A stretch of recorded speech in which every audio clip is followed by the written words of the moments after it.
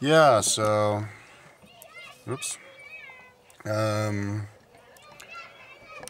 yeah, because there was the Rinpoche. We called him Rinpoche, Chogun Trungpa Rinpoche. And one time he showed up in a helicopter. And I could feel all the, like, wind come down. And when we were coming, when we would drive there from Austin, we would stop in Boulder, because Boulder had other Buddhist areas where we would go to and get-togethers at, like, Karmazong. We would go up, and so I knew Boulder from, like, way back when I was in Austin. And I remember looking at the Flatirons and thinking that they were really pretty. And I remember thinking that because I knew that RMDC, Rocky Mountain Dharma Center, I guess it's called RMSC now, Rocky Mountain Shambhala Center, but RMDC was in the mountains, and the mountains were behind the Flatirons. So I remember thinking that the RMDC was behind the Flatirons, but it was farther north. It was behind the mountains outside of Fort Collins, not Boulder. But yeah, up there, I remember, yeah, they had lots of activities for kids. It was a really fun place, and there was sage everywhere. So whenever I smelled sage, maybe even to this day, it always made me remember that place, and it brought good memories. And there were, like, these little houses where they would dump the kids, and they'd have, like, activities for the kids. And it was way out in the middle of nowhere, and we'd, like, run around in the fields. It was, like, really, like, great place to, like, become with nature, because we'd go on big hikes and stuff. One morning we saw a dead mouse in the water. Somebody had, like, I guess, water dishing thing open. It was floating in there and there. And, like, there was another place where we were being babysat in some, like, hut, and the dude who was babysitting us could walk on his hands. That was really cool. And there was this one, like, really big hill next to RMDC. I want to go back there. I've been there since, like, '84, and check out this hill, see how big it is, because there's downtown area. And I had this main street, and there's this big flower garden in front of it. But, like, just to the south of it, there was this, like, big steep hill, and then you'd hike up this hill, and there'd be, like, rocks, and there was this, like, pristine little sandy area that you could sit there. And on the other side of it, there was this A-frame, which people would do, like, retreats in, and then there was, like, really steep, like, rock areas where you could climb up, and it was really cool. A lot of adventuring around there. But, yeah, but eventually, when I was back, I think it was the summer of '80, when my brother was 1, and my brother doesn't even remember Austin. But I remember one time we drove by the hospital, Austin Hospital, and they go, yeah, my mom's like, yeah, you were born there. I was like, yeah, I was born there. And my brother was like, yeah, me too. And he was like a little baby, so I guess, at least I think he said that. I can't really remember. But, oh yeah, but I remember going into town, into Austin, because we'd, like, drive by the Capitol. She'd be like, my mom would be like, yeah, that's the Capitol, look. And I'd be like, oh, cool, that's pretty. Doing errands and stuff. And, yeah. And then, yeah, so then eventually we moved to Boulder in the summer of 1980. And I remember I didn't want to go to Boulder. I wanted to stay in Austin. But, and I remember when we left, they packed up, like, this big Mayflower truck parked in front of the house, and they packed it up with, like, plants and stuff. And we had a whole bunch of stuff, and I guess they destroyed a lot of our, like, furniture, and my parents were pissed off about that.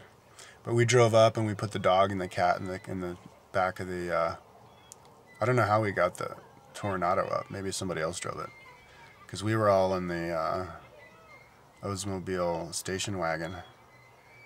And we had the dog and the cat in the back with us. And we would do these games like, oh, that's a mile. Like, on the top of the hill, that's a mile from here. And, like, we'd guess and get there and be like, oh, yeah, that's a mile. So I could calibrate exactly how far a mile was.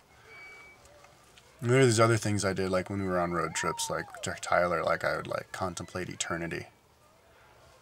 I would just, in my mind, I'd go off in the distance and then off, and then keep going. And the idea of eternity and time and space, and that would totally trip me out. And I liked tripping myself out over that. And I did believe in reincarnation from way back at the beginning, because I remember one time we parked, we were at a roadside kind of area after we had lunch or something. A dirt parking lot. And I don't know if this is the same episode, but one time we did see, like, a pickup and a van. And my brother was like, I'm going to get a pickup when I'm at Boulder. And I was like, and it was like this maroon-colored Ford van. And I was like, and I'm going to get a van. Vans are the coolest. But I remember one time like we were out there and I was like, I had sandals on that it was like leather sandals, and I was on the dirt parking lot, and I was like, yeah, man, like Jesus and the disciples. I was like, maybe I was one of Jesus's disciples in a past life because it was kind of like, feeling like I was in the desert with the sandals on. And I kind of even had like the feeling of like being back there. But I did have a dream once of a past life vision. It was weird. I opened up a magazine and I saw, or maybe it was a dream, or maybe it was real, but I could have sworn I opened up a magazine and I saw this person in a classroom pegged to a wall, like crucified to a wall on a door in a classroom. And then the person died. And then and I saw the picture of it in a magazine. I remember thinking, having like a past life memory, oh, that was me. So then I was the person, and then the person died. And after the person died, the person, saw the light, went through the tunnel, and then was in this like office area. I think this was a dream, but it was in an office area. And by the way, if you start recalling dreams, you're going to recall like all of your dreams. And you could talk for freaking hours about dreams you've had when you were 5, dude. It's like a part of your brain that you open up. I have it on my dream journal. But like, yeah, I was in this room. There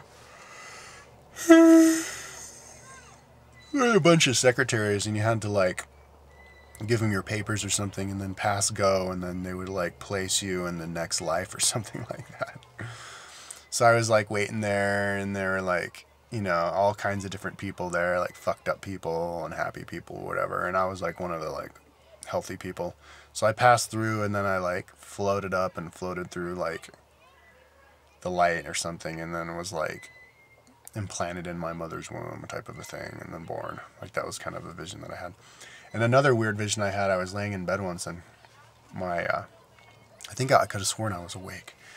And like all of these like cartoon colored monsters, like a cartoon, fuzzy things. I mean, they weren't scary looking, but they popped up out of all sides of my bed, and then they go da, da, da, da, da, like right above me, and I freaked out. I screamed and I ran upstairs and I go, monsters! I saw monsters! And my parents were like, what? No, you didn't. I was like, I'm sleeping with you tonight. Yeah, and once I remember I put in my finger in the socket and I got electrocuted, and I felt like my entire finger was inside the socket. And then I looked at the socket and I was like, well, how is my finger inside the socket if it's not big enough to fit my finger? And I was like convinced that my finger was inside the socket because I could feel all of the electricity. That was trippy. I remember the first time, I remember when I was a little kid, I'd pee sitting down on the toilet. But I remember the very first time I saw my dad peeing standing up. So that's when I started peeing standing up. And ever since then, I peed standing up. And I remember he was always peeing. He must have drunk a lot of water because he was always peeing. And he had some other habits, like he would sleep with his head underneath the pillow, which I thought was weird. But then my parents would let me sleep with them a lot. And they would actually, my dad mainly had the habit of sleeping with me until I went to bed. He'd like hold my hand. And I'd want him to do that. And as I got older, he didn't want to do it, but I'd like talk him into it, and he'd do it. And he kept doing that pretty late.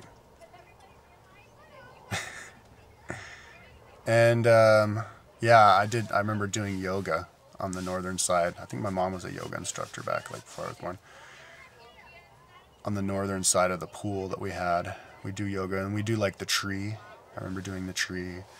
And I could swim all the way across the pool from the very beginning. I remember. I thought that was really cool. And I remember once my mom put my brother in the pool, and he was upside down. She like let go of him once, and he was swimming upside down. And I remember seeing this like look of terror in his eyes. He was a baby. He was like a year old or less than a year old. And my mom was like, oh, whoops, and picked him up. And he was like swimming. And he was like, yeah, like crying, And we had this submarine, this toy submarine too, that was cool. And then I remember we had these like toy planes, and I remember flying the planes underwater because they could fly because the water was thicker, and that was really cool. And yeah, I remember the neighbors just to our south. They had some kids, and there was this girl who lived there because I remember going in her bedroom. I didn't actually see her. I didn't talk to her, but maybe I saw her like once. But she had this like bed that had like the curtains that would cover the bed, like a princess bed, and I thought that was kind of interesting. And yeah, I remember some parties we had, birthday parties, like the kids were playing around on the like octagon like toy thing, and we had like this like sand pit that we'd play in too with our toys.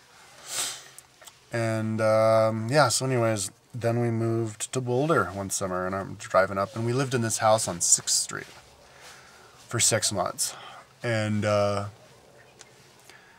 there was this woman who was like our roommate. She lived with us in that house for a while. And I remember she was 6 feet tall. That's just something I remember about her. She had short like hair. And there was this like little creek behind the house. It was like, near the Flatirons. And there was this little kid's playpen there. And the woman would tell us that there were these munchkin people, like 3 foot tall people who lived there. And I believed her. And I was like, where are they? I want to see them. And yeah, and so we played around there. And then we moved into our house, which is on Mariposa Street. It was a really big house. So I had my own room next to my brother's room. And then we started school at Vidya. It was the Buddhist school. And yeah, I remember my first day, I was like the new kid. And we went off on a like a hike in Boulder someplace with all the kids from Vidya. And the first kid I talked to, and I think we were talking because we like had the same kind of sandwich or something, was Jonathan McKeever. And so then he became my friend, and it turned out later that he was actually the leader of the class because because he was just the nicest guy and laid back dude, and he was the tallest kid. And he was like, and so like whenever we'd go to on like every day we would Mr. Brown would put us in his brown or his green like Ford van, stuff us in there, and he was a nice guy with his mustache, and I think he lived on Mariposa Street a couple blocks up from us.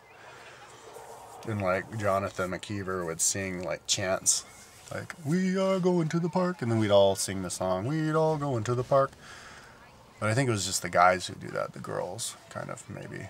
I don't know if the girls would chant that too. But when we were all like roaming around, it was the girls in their group and the guys in our group. And I remember once at one park we went to, there was this new girl. I don't remember what grade this was in, but there was this new girl, and she was supposed to be like a really fast runner. She was like a runner racer. But like, I was with the guys, and we were like looking at these like tadpole things, water skippers, these things that these like insects could walk on top of water, and we thought that was really cool. But like, the girls decided that it would be funny if they would like fill up cups with like that pond water and splash us with it, and like that girl. And so then like the guys would like run after the girls and try and splash the girls, but like that girl like splashed me with the water. So I picked up a cup and I ran after her, and I remember the girls going, run like a horse, or whatever her name was. Run like a horse. And like I was running after her, and then I guess I don't know why she did this, but maybe she thought she had gotten away from me, but she stopped and she turned around and faced me. And so I splashed her, but I guess I got some of it in her mouth, and it totally freaked her out, and she started like crying and ran off to the girls and like hysterical. And so then all the girls like decided they hated me that day, and so they disappeared. And so when it was time to go back to the school, like they couldn't find the girls, so that we had to like get all in the van and like drive all over and find them. And then we found them like hiding under this like in somebody's front yard, like under something, and they were trying to run away from us, and we had to grab them. But that was, I mean, they didn't stay angry with me that day. That was just that episode. But oops, it looks like I'm out of time.